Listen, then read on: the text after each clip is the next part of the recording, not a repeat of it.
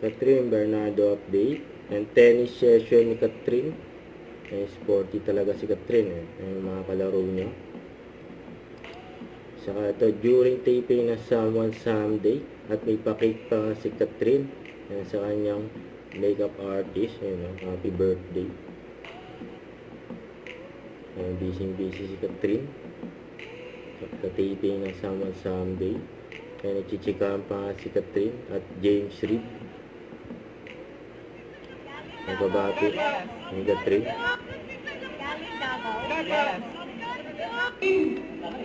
Ito, during TCL event sa Market, nabakan pa si Catherine sa bar exit.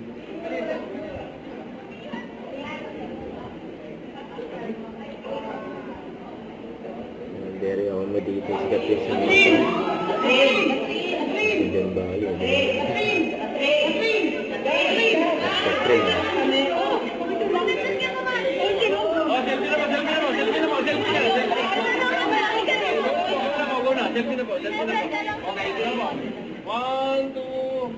swerte ni Kuya. Thank you. Catherine ako din. Catherine, kami din. Catherine, kami din.